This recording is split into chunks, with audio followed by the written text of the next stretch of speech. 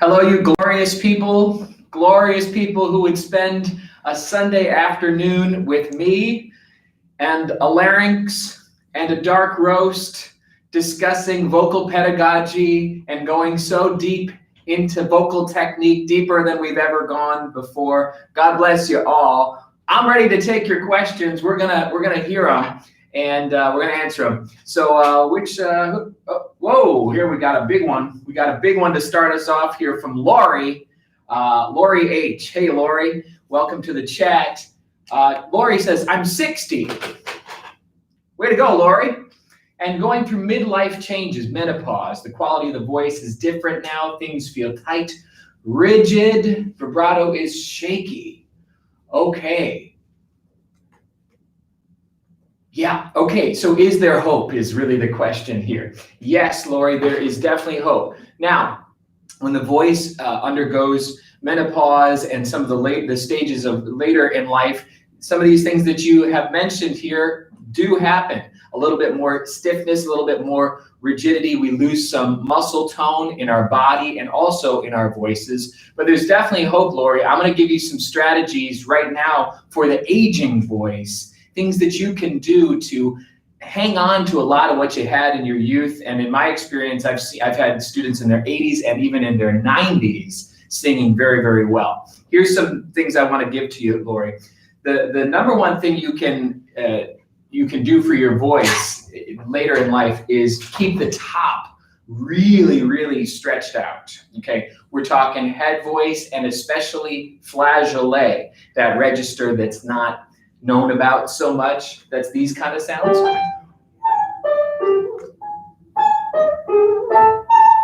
Those light flageolet kinds of notes. So you want to keep your head voice in great shape. You want to keep your flageolet in great shape. The next thing we want to make sure you're doing, Lori, is not pushing lots of breath pressure. Try to make sure that you're not getting loud, big, heavy-handed in order to achieve results. That's going to make things even more sluggish in the voice. The next thing I want you to work on, Lori, is making sure you have agility, fast-moving patterns, this sort of thing. Really moving the voice very quickly. That's going to give you some extra flexibility, longevity. And then I'm going to just say, make sure that you're working all the different larynx positions, that you're not singing either too dark all the time or too bright and tight all the time. Have a variety of larynx positions, a variety of registers, and particularly focusing those registers on the top of the voice. Getting that flexibility, Lori, and bringing it down. If you do that, I have noticed that the voice ages like a fine wine, as a matter of fact. And I'm telling you, some of those singers I've seen in their 80s and 90s, you would not know it. If you had your eyes closed, you'd say, this could be a 40-year-old singer, for all I know. All right, so there's definitely hope for you, Lori. Okay, amazing question, Lori. We're going right to next question from Lise Moberg. Hey, Lise. And the question is, Justin, what exercise do you recommend for chest dominant mix to bridge between the chest voice and the mix? Well, that's an awesome question. You know, Lise, the number one thing I can recommend to you is the voiced plosives. Okay, voiced plosives. What is that? 3 consonants, B, D, and G. My favorites, B and G. I don't do as much with D, but B and G work some serious wonders, Lise. And how this works is that these particular consonants tend to increase that strength of the vocal cords in some of the higher notes.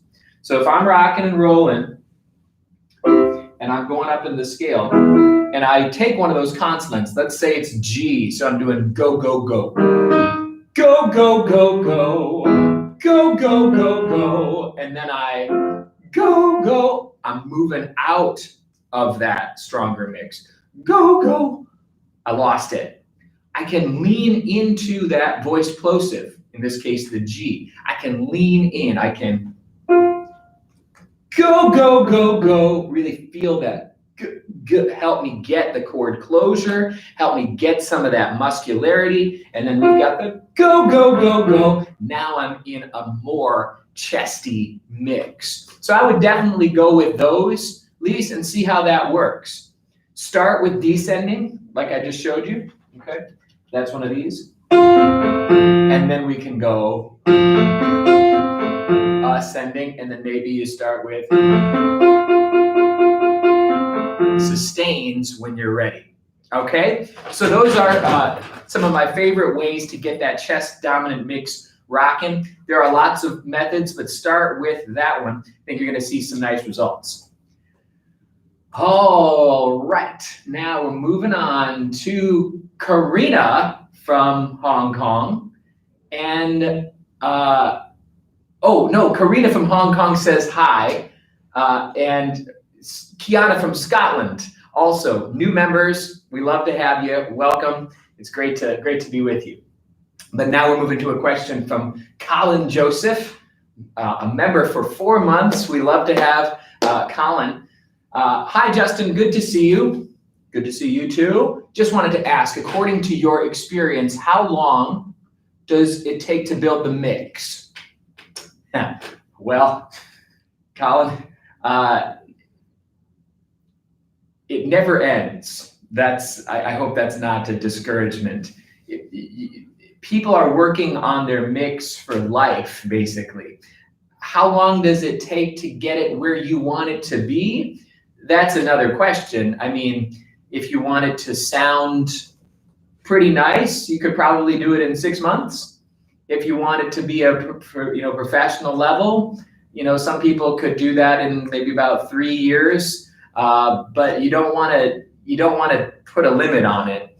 The voice is a lifetime journey, and the mix is, of course, not one thing, but infinite things. Okay, the mix is not like we have chest voice and head voice and mix like it's one. It's called the mix because it's mixed components. It's various blends. So you could take a lifetime to get good at the nuances of, well, let me put that in a 65-35 mix for you, or maybe it's a 75-25. We can blend pieces and parts to make sure that you have all kinds of options. That's what it's about. So, stay on the journey. But I hope within 6 months to a few years, you should be feeling pretty good about things. Okay. Okay. Next, Haley B. Haley B. I can sing both vibrato and straight tone, but I seem to only have one speed of vibrato, which is quite fast. How can I adjust my vibrato speed to be slower? Haley, I love this question. It's fantastic. What I want you to do, Haley, is allow yourself to get into a wobble, okay? Now, what is a wobble? A wobble is usually something that people consider to be a vocal fault. It's a slow kind of vibrato, like a that sort of thing. Back to Lori's original question, one of the complaints of an aging voice is often this wobble, when the muscles slow down a bit and lose some of their tone and functionality, and the agility of the voice decreases, the flexibility decreases, the vibrato can sometimes slow down. Now we can fix that, but this question is actually using the wobble as a positive, because it can be. In truth, really good vibrato is like a fast wobble.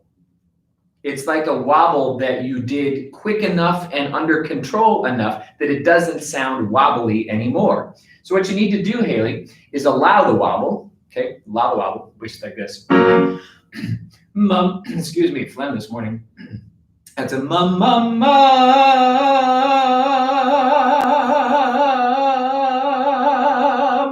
I'm going from the the wobble into something faster. Okay, so Haley, if your vibrato is off to the races all the time and it's too fluttery, go back and get yourself in the it's going to sound super weird, and then speed up from that wobble into something else. That way you're not trying to back off the fast, but you're starting from too slow and coming in the other way. And then you're gonna find something new. Great question. Okay, a new member. This is Boo Hockey. Okay, Boo Hockey. Let's go. Hello, Justin. Did I hear the song Adagio by Lara Fabian? Yes, I did. What do I think about her vocal technique in this song? I think it's great. I think she's a fantastic vocalist. Is it healthy? Yes, she's a very healthy singer. And how do I learn doing this high belt in chest voice? Well, okay, so Boo Hockey, great. This is actually very similar to the question that we had, what was it, from Lise, right? Yeah, from Lise. It's all about building that chest dominant mix, okay? The high belt is another word we can use for it is the chest dominant mix. And what that means is keeping enough of your TA closure, enough of that firm, thick mass of the chords as we go up, not letting it lighten to head voice, not letting it thin out too much, but keeping some of that contact as you go up.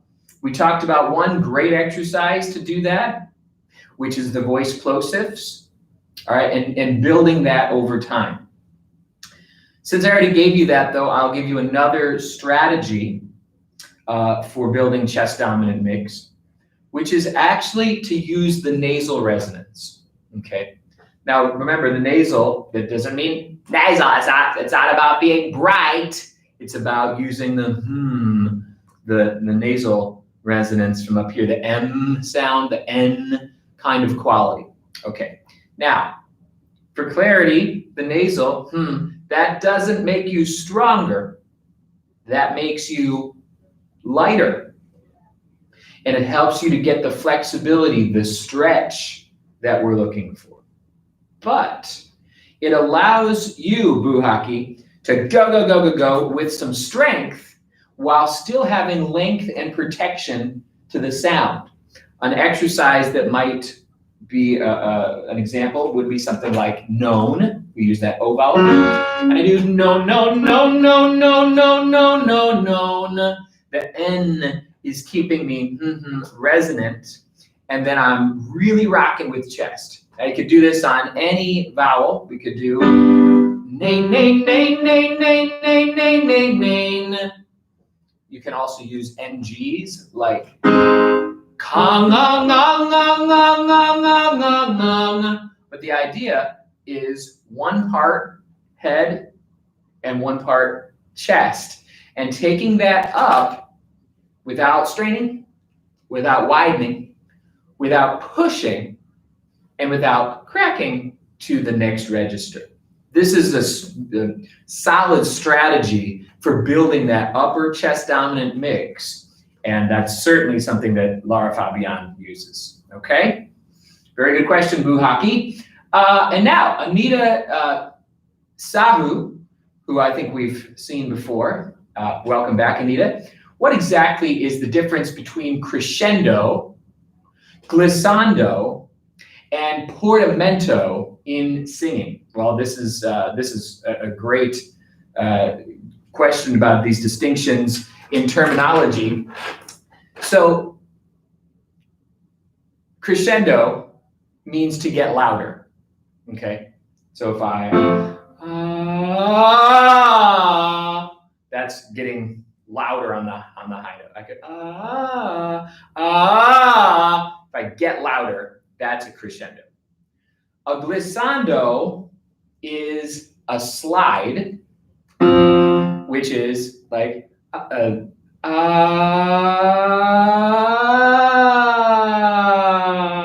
that's your glissando. That means to slide. So crescendo, get louder. glissando, slide. Portamento is also a kind of slide. It's typically used with vibrato, though. That's a portamento. It's a stylistic slide, generally using vibrato during the slide. Okay, so get louder. Slide, stylistic slide with vibrato. Yeah, good stuff. Okay, now. Oh, but you asked about, sorry, Anita, you asked about exercises to strengthen them. Crescendo, it's easy. Just do volume work. You know, try it soft, try it medium, try it loud. And the slides, it's really just making sure that you don't go too quickly. A lot of times people do like,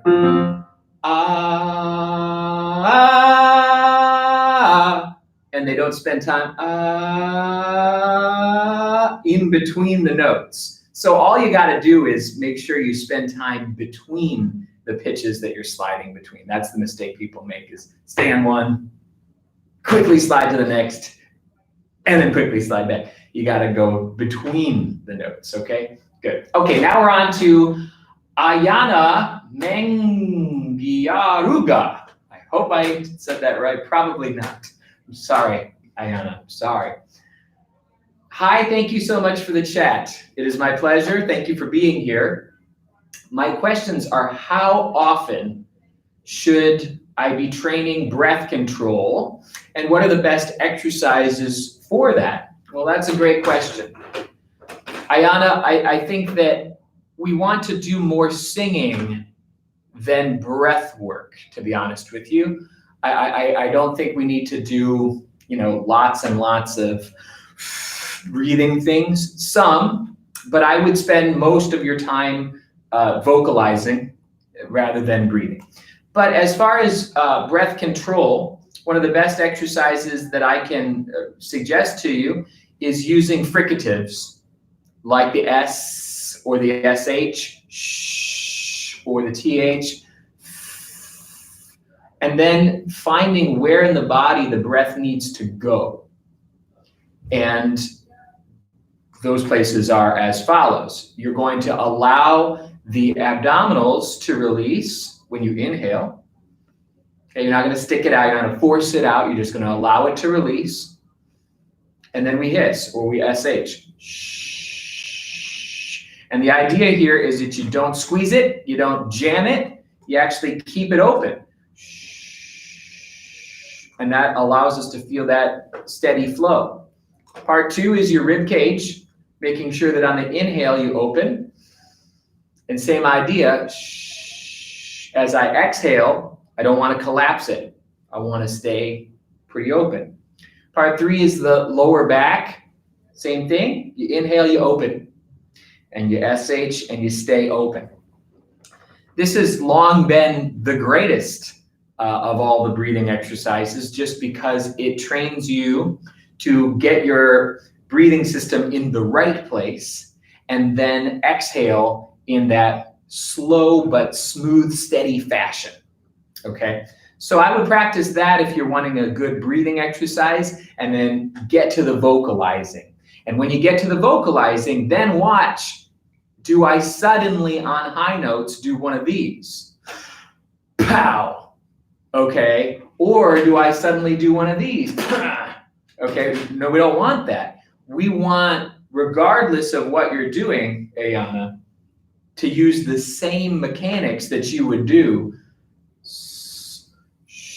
in that breathing when you go and practice your exercises or your songs. Okay? Good stuff. Really good. And Jan Barros. Hey, Jan, a member for 3 months. We love that. Good to see you again. Justin, I've been studying a lot about larynx muscles. Awesome. And I want to know, what are the most important muscles to go into flageolet? Nice. I guess I shouldn't use a lot of thyroaritenoid. Right. And stretch the cords with the CT muscle. Right. But what about the others? I've been told it's like closing a zipper. So it seems I should rotate the chords in order to close the lower part of the chords, looking from above, and leave the upper parts, leave open just the upper parts.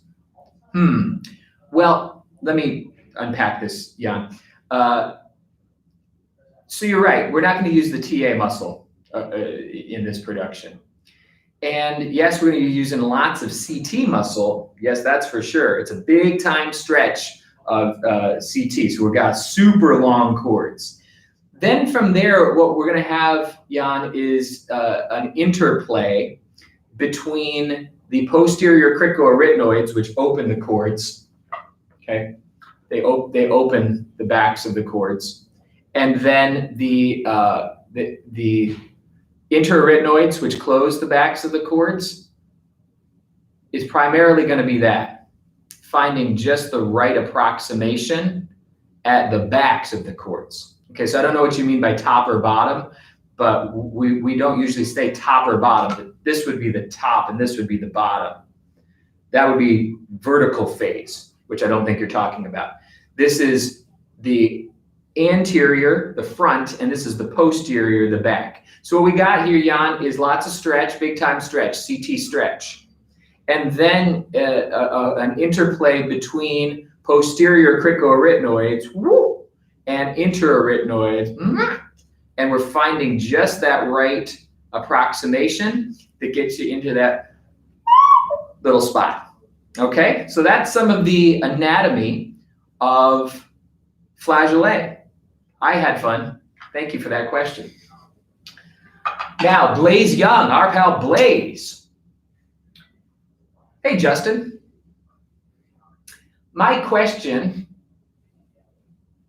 is, how can I stop the wobble in my voice? What I mean is that I won't be able to do a straight ah vowel at all. And my voice is shaking a lot whenever I do the ah vowel. Help me. And also, how can I permanently remove the shaking from my voice? Yeah, I know what you're saying, Blaze. I know what you're saying. Okay, so there's a tremor in your voice is what is happening here. And a tremor is very similar to like a muscle instability. Like if I have like a weakness in my arm and I'm pressing down on something, I might have this sort of shaking going on. The best way to fix this is to make sure that the muscles are coordinated properly between one another. When we have one muscle too dominant in the equation, that's usually when we get this tremor. So I can't know without hearing you what that is, but we'll have to give you some general things for today. Blaze, I'd like you to first start trying to just hold one note on something that keeps it constant, like a trill. We could do,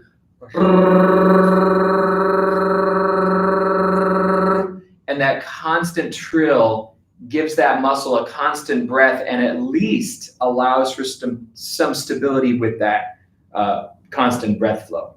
Then we can graduate to maybe a fricative, like a Z. And the muscles are responding to that constant airflow. Then maybe we go to a nasal. And if I feel, then I know that muscle's over participating. Keep the constant breath. Then, Blaze, you're going to go and open that to a vowel. May, and try for that super straight tone. Do this in chest voice, Blaze. Then do this in head voice. See which one works better, and you will have a little indication of where the muscle disparity is occurring. Do note, Blaze, that I want you to start with steady breath pressure, because sometimes that tremor is because the vocal cords are expecting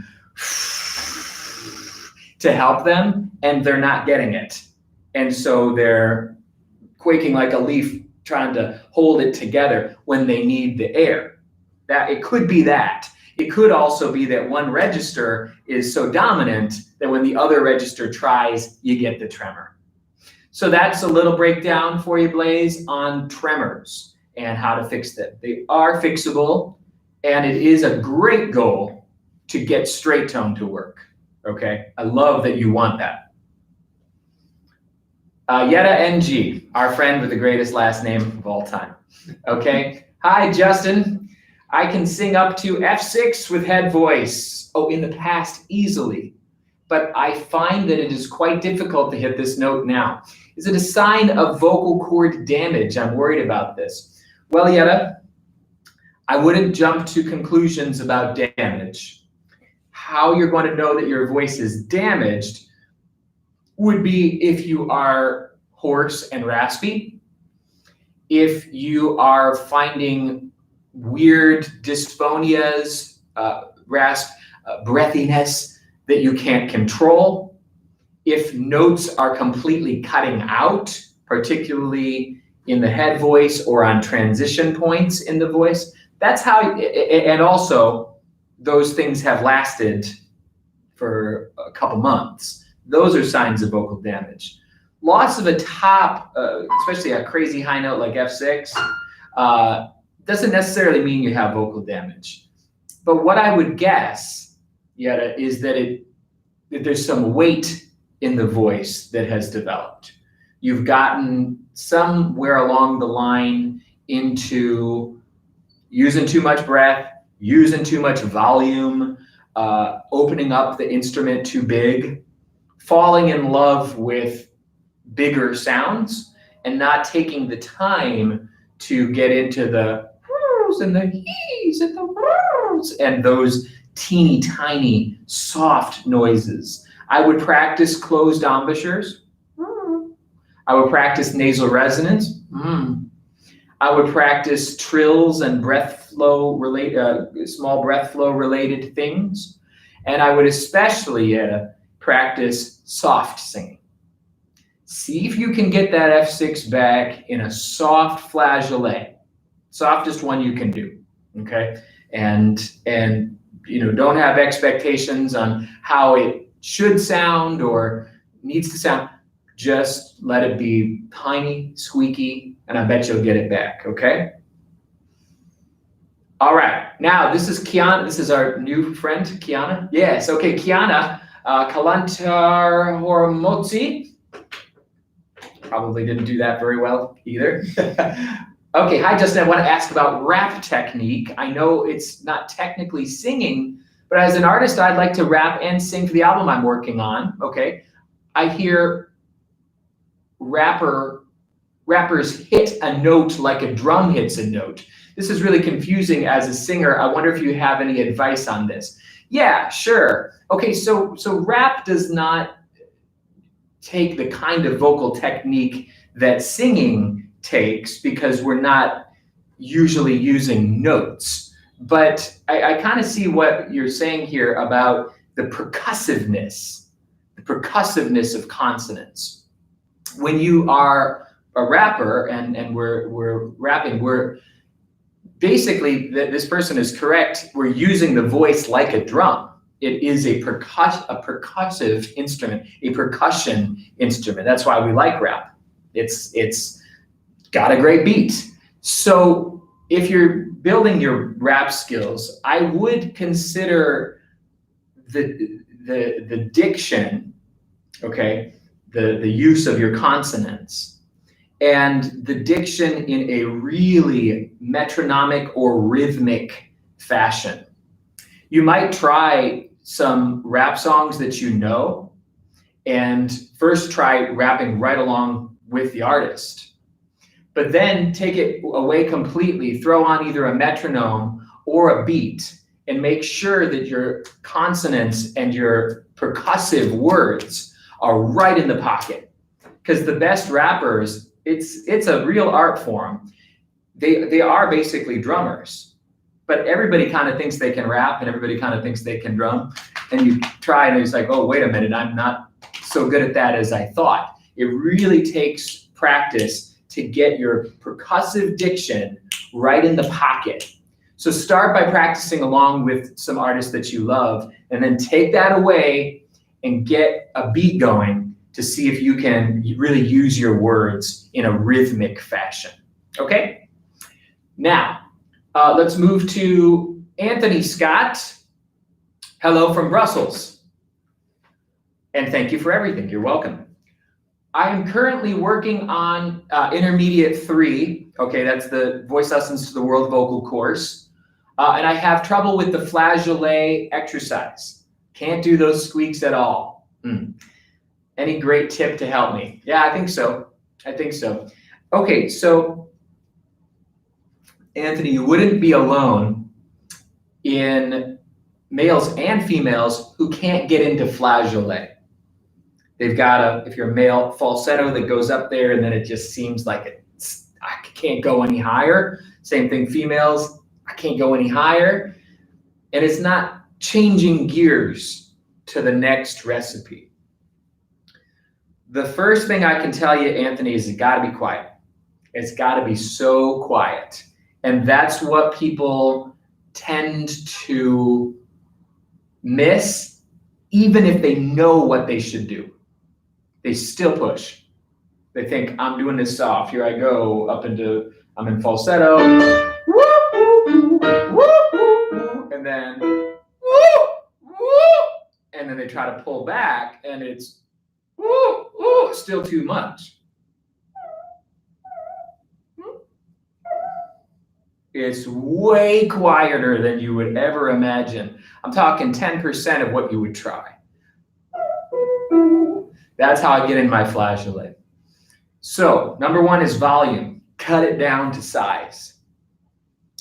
Number 2 is embouchure. You notice in the Voice Lessons to the World vocal course, if it's flageolet, is gonna be something like a W or an OO or an E. Okay, so don't open that up. Woo! Don't do it. Those sounds. We got to close up, close up, close up. Then, Anthony, I can't remember Intermediate 3 what the exercise is, but H helps a lot of people, like, but some people, I think Jan was asking about this, some people have too much back there and they can't get it because it's too parted, and other people are too tight and they can't get it. We're trying to have an interplay, find where is that target. And so if doesn't help you, then or might help you. That is glottal and fry.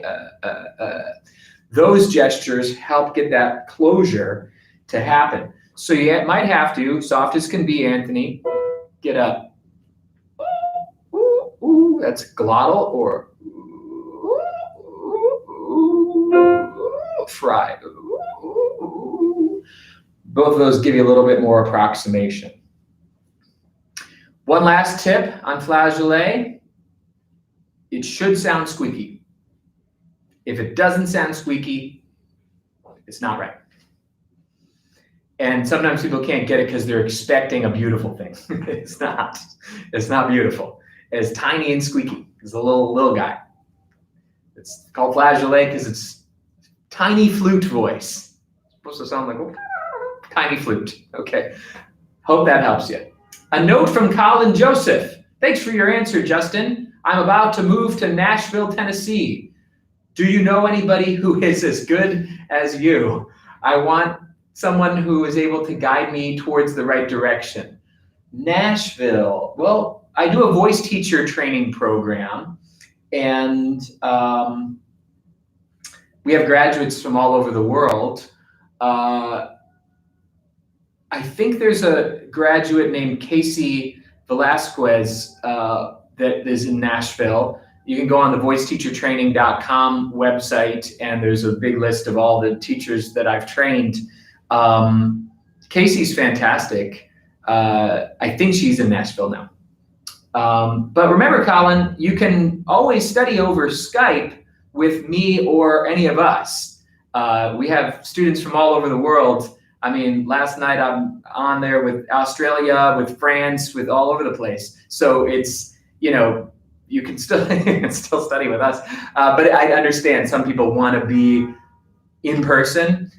That's the person I know in Nashville that I've trained. So try her. Okay, now Vincent the Prince. Oh man, a real prince. I'm trying to sing G4, A4, and B flat 4 in my head voice. Love it. But they always sound really weak.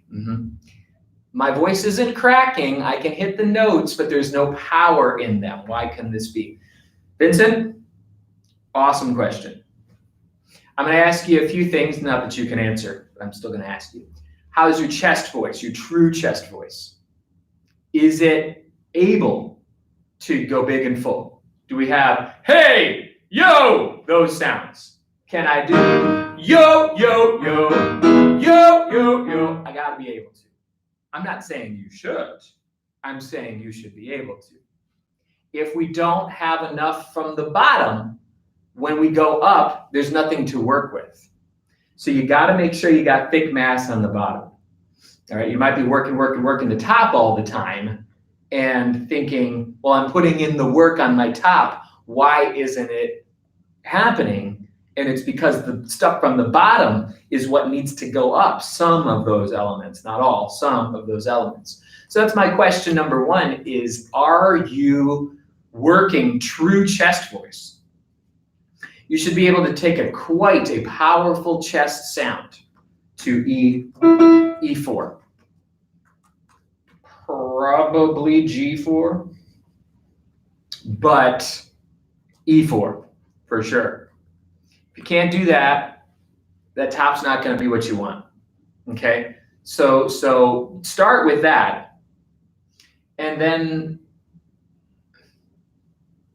I hate to give the same exact answer, but it is the same answer. What some of the ladies were asking about before with chest dominant mix, that's the same thing. Can we grab some meat with the voice plosives like the G or the B, and then take elements of the chest up to G, A, B flat 4.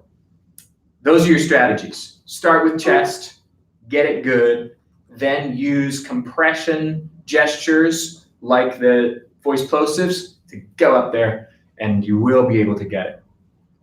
Awesome. Musicals 81. 2 months as a member.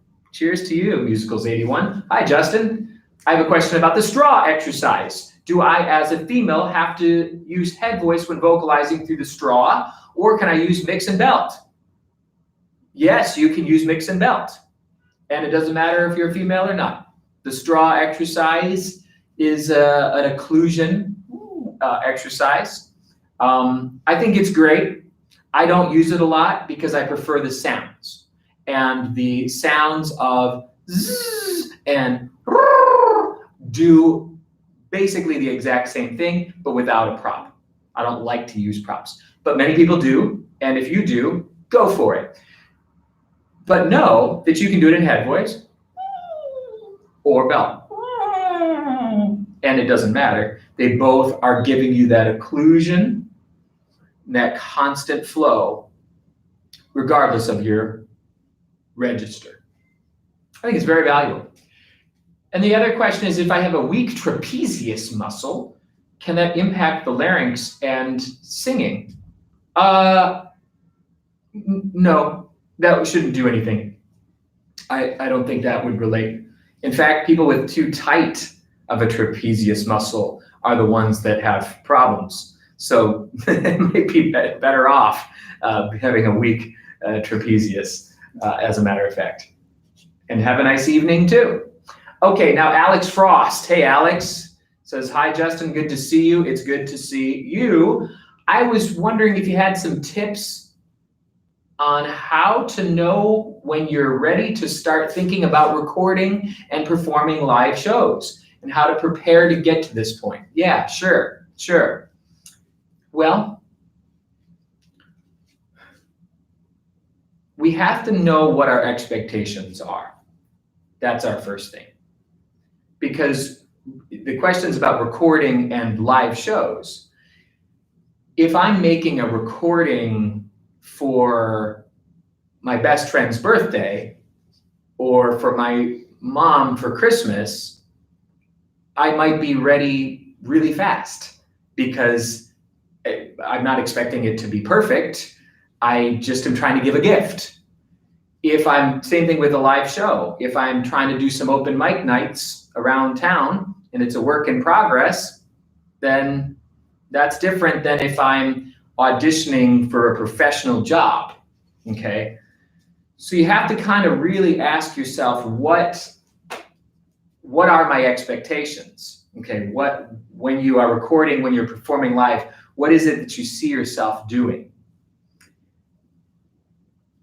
If you're talking about serious recording, like professional level recording and professional level performing, we need you to be at quite an advanced level because you don't want to go out there before you're ready. I think you need to be sure that in your practice sessions, you are hitting a very high percentage of excellence, meaning that you every time are in the 95 to 100 percentile of what you want that song to be. You'll probably need some professional guidance at some point to tell you. Doesn't have to be a voice lesson. It could be somebody else in the music industry, a recording engineer, a fellow singer, a casting director, I don't know, somebody who knows, and get their feedback. Please, though, Alex, do not select a negative person, okay? Because some people out there are just cannot wait to tear you down and tell you, you got no business here, get out, and it can destroy people. So find a constructive person that wants to help you, that'll give you honest feedback, but also can encourage you in the process. So you know what you need to do, but you don't feel just knocked completely down, all right? But you need, from this person's advice, to be able to get in the 95 to 100th percentile of performance, meaning that almost every time you sing that song, it's at that kind of level, okay? Now, we're moving right along to Belen Torrance, longtime member, I think, yeah.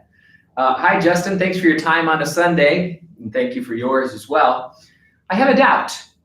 Head mix is based on chest voice, but very light, or is it stronger than head voice? Good. I'll start by saying, remember, register terminology is not universal, and different schools and systems talk about these things differently. The terms that I have encountered the most often and that I find are pretty effective would suggest that chest voice is the thickest one you can do. Chest dominant mix is still an M1 phonation with stretch and a fair degree of contact. Lighter than that would be head dominant mix, and yet we're not in falsetto yet. From there, from head dominant mix, the next gear over would actually be falsetto if you're a male, or head voice if you're a female. Where we get super confused is that some people talk about male head voice and call that the same thing as mix, chest dominant mix, head dominant mix. That's where the confusion is. I would prefer that you think of it as a spectrum, chest, M1, various mixes that get lighter, lighter, lighter, lighter, and then we flip into M2, falsetto head voice, and then we're up into flageolet later on. That spectrum. That makes the most sense to me. But if you want to use other terms, that's okay. All right. Now, Nicholas Alamia, should vocal fry be done with a low larynx? Should I practice fries until out of breath? Well, no, the vocal fry doesn't have to be with a low larynx. You could do whatever you want. So no, you don't have to do it with any particular larynx. Should you practice it till you're out of breath? I'm not sure I understand that question. Maybe you can clarify and we can, help you out. But I would say it doesn't sound like a great idea to just be going until you're out of breath. I mean, so I'll say no for now. And Tari Nosworthy, member for 6 months. We just really appreciate that. A toast to you, Terry. And I'm so late today. If you get to this question, how do you navigate the passaggio between head voice and flageolet?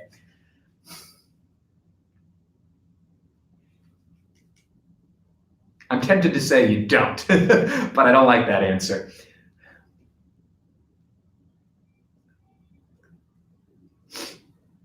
The reason I'm tempted to say you don't is I don't hear a lot of singers blending the two.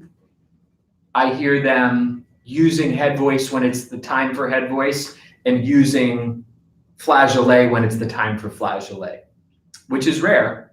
It's getting more common in pop music these days. Ariana Grande is doing a lot of that stuff and people are copying her, and then everybody's way up in the stratosphere all of a sudden. But if you wanted to blend head voice and flageolet, here's how you would do it. You would make sure that your head voice, as it nears flageolet, does not take on large qualities. Okay, so I'll do it in my own voice. If I'm trying to take up falsetto or head voice, and I have this option,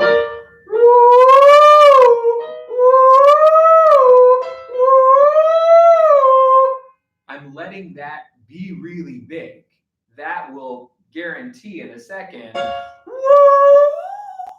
there's a big disparity. But what if I don't make it so big? Then, when I go to flageolet, I can start to blend it a little bit. It's just like chest voice moving to head voice. If you make your chest voice huge and fat, then you're going to have a big time break between the two. But if you thin out, thin out, thin out, thin out, you can kind of get a good blend. So it's the exact same thing, just up the octave. Yay. All right. Whoa, falsetto fantasy. Welcome to the group, Falsetto Fantasy. Man alive, that's the best one since Musicals 81. Love it.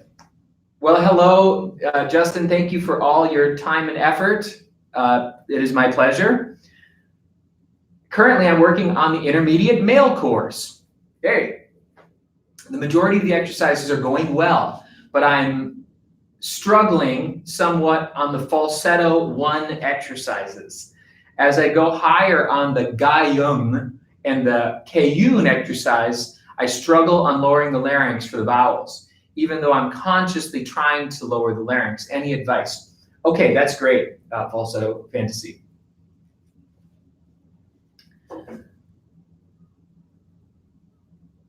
Place a finger on your larynx when you do it, and that will give you information as to how things are going. But here's the truth for you.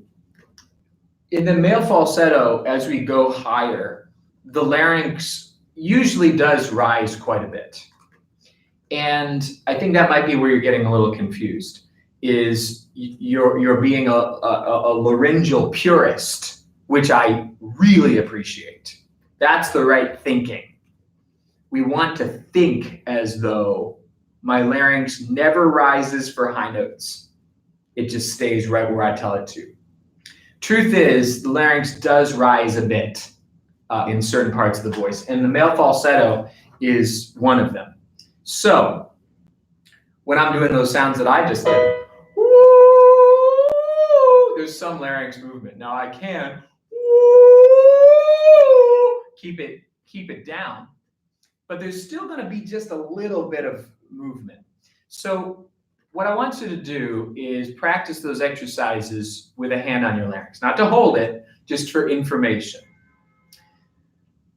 Go as dark, as deep, as crazy, as yawny as you possibly can if the goal is to lower the larynx and if you always feel it rising, okay?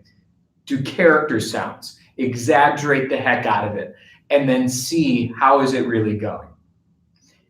And from there, know that if there's still a little bit, you're okay. We're not trying to completely eliminate it. I just want to make sure you're not making that mistake that you think you're doing it wrong, but you're actually doing it right, okay? So if you are aware, and if you're giving me the craziest thing you can do, I think you're good to go, all right?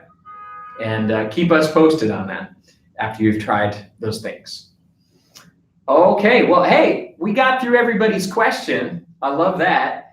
And now we're on to second questions. We try to get everybody in, and then if there's time, we go for a few more, and so we can. We're back to Lise Moberg. Thank you for your answer. And her second question is, what is inhalare de voce?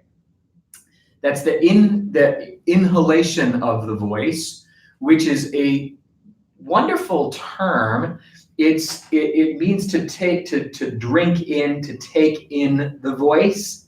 And it's one of these sort of odd Italian terms that were invented before we had a lot of vocal science. So many of our terms are very strange because they come from before we knew what was happening. And that's one of them. But it sort of means that there's this feeling of keeping the air and the sound up and in like you're inhaling while you sing. I rather like the term, to be honest with you, because the technique that I am so in love with is a technique where things move back and up for high notes, and they move up and in, and we use nasal resonance, and everything has protection, stretch, and flexibility. For every gesture that's one of these, whoa, we have one of these, whoa, backing it. That is basically inhalare de voce, because there's this sensation of holding back, keeping up, keeping in, drinking in, breathing in, even as we're going outward. Does that make sense? It's a little cosmic, but many of the Italian terms are. It's kind of a sensation. It's not an actual thing. Yeah? Good. Haley B. For years, I've sang a lot of classical music for soprano voices, and now I find it challenging to sing in chest voice. Yeah. What am I doing wrong if it's uncomfortable to sing low notes below middle C? I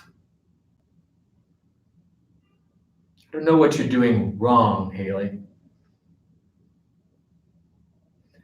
But what I'm going to say is,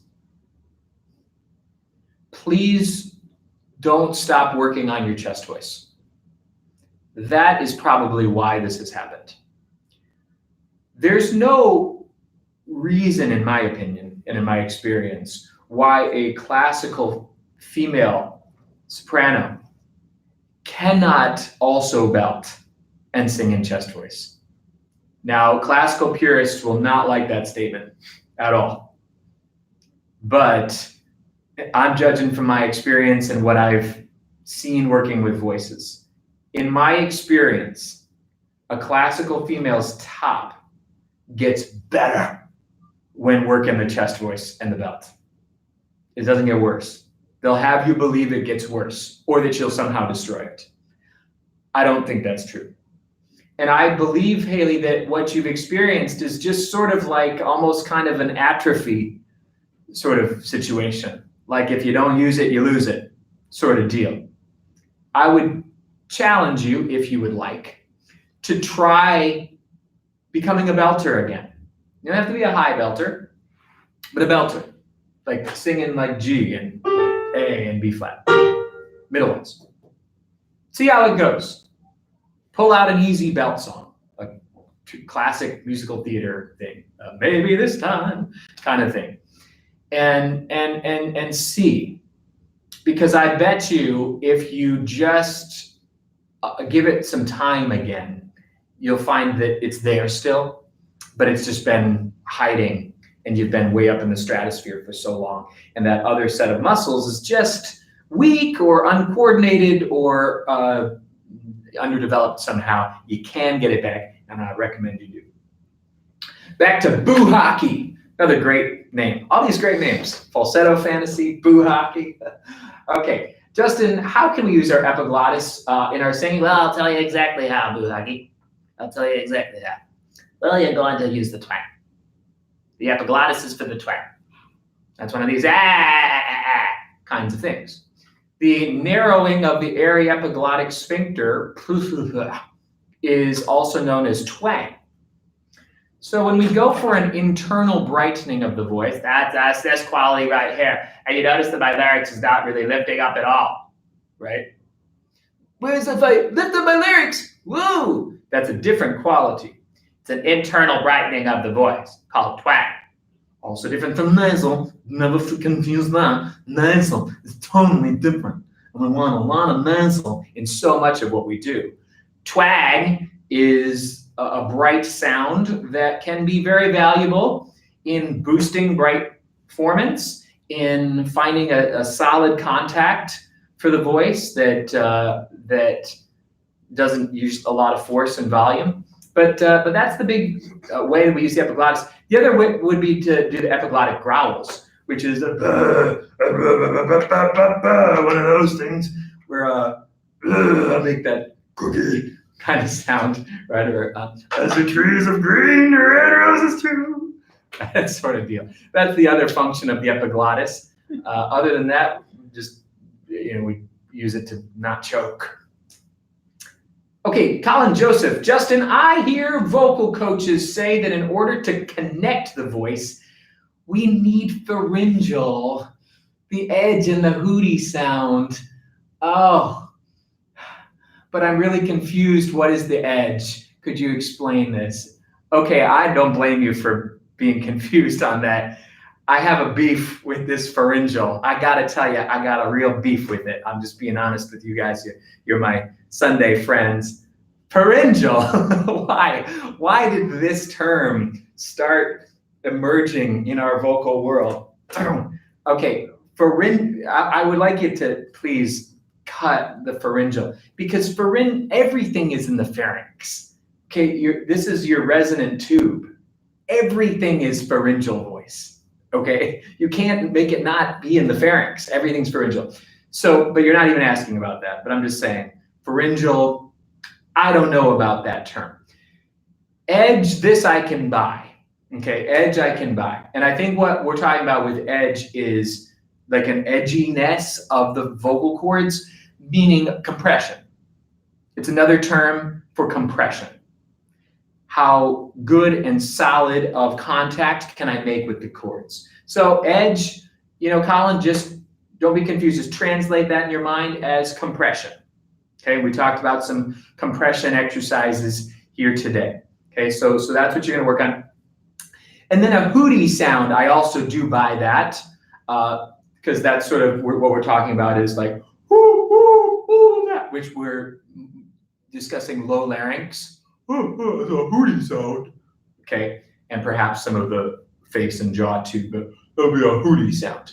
Okay, but pharyngeal, I hope I've explained why I put a big time question mark behind that term. All right, now, this is the last one. Yeah, this is our last question from Vincent the Prince. Great to end with the Prince. Why is it that regardless of how big a breath I take, I can barely get through 2 or 3 measures of music? The only exception is when I'm sustaining a single note in my chest voice, then I can go a while. I think I can answer this, Vincent. And it relates right back to Colin's question on edge. There are two things that will keep you from running out of breath. One is the obvious one, your breath support. Take the air, don't let it out too fast. But what if you're doing so well with that and you're just fighting, and you can't seem to do any better? Then what? Then it's the chords. Then it's the chords, Vincent. I like what you say. You say it's in the chest voice that you can do it. What do the chords look like in the chest voice? I bet you as you're going higher, you're letting too much of this stuff happen. And we're getting a leak from the chord level somehow, where too much air is getting by. You're going to need compression. You're going to need plosives, voice plosives that I told you, glottals, some fry, things that make sure that you're not leaking air from the chords themselves. Sometimes this will sound like a breathy tone, but other times not. Other times it can just be too loud, too big, air's getting out. You got to make sure you're reducing your breath pressure and that you are increasing your chord contact. Then you will be able to last longer. And I wish we could last longer because it's always so much fun. You guys are such a great group, and it's an honor to be with you on these Sundays. People are saying thank you. I appreciate that, Anita. Thanks for everybody. But it's an honor to be with you guys. I really appreciate you being members and spending this time together. We'll be back in November. Remember, we do these once a month with me. And you can watch back the videos of previous chats. Also, remember, Brendan Hodek does also a monthly chat. And he's great. He's a vocal genius. He knows singing. He knows disorders. He knows speech. He knows everything. So spend time with Brendan too. Ask him questions. And, just really, we thank you for your support and your dedication to your voices and to excellence. Really a privilege to be with you. So we are signing off for this live chat, and we will see you again in November. Thanks again, and God bless.